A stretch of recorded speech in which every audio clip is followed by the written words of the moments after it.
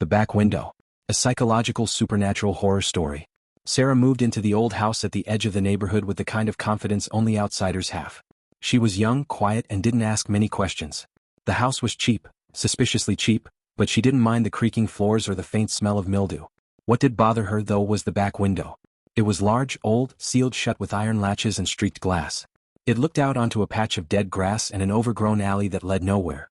The neighbors had told her, politely and then with increasing urgency, "Don't open the back window."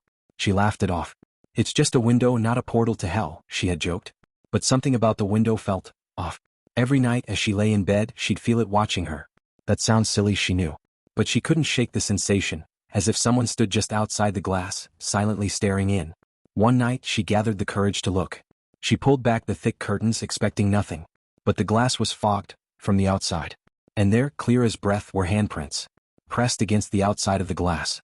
She stepped back, heart pounding. There was no one outside, just darkness. No footprints, no wind, no noise.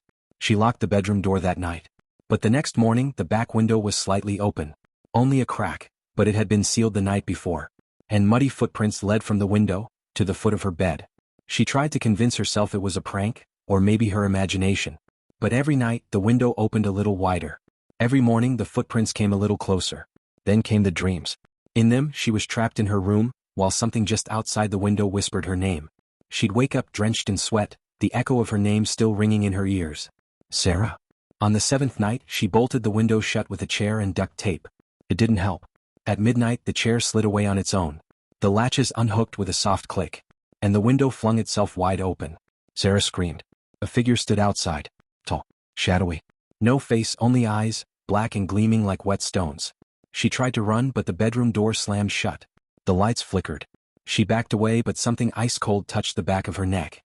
A voice, whispery and inhuman, breathed against her ear. "You've been looking out. Now it's my turn to come in." The window shattered. The room went black. The next morning, the neighbors noticed the curtains drawn and the house quiet. No sign of Sara. No sound, no trace.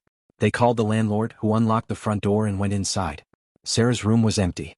But the window was sealed again. And in the center of the room stood a full-length antique mirror, smudged and cracked. If you looked into it just long enough, you might see Sara's reflection, watching you, from the inside.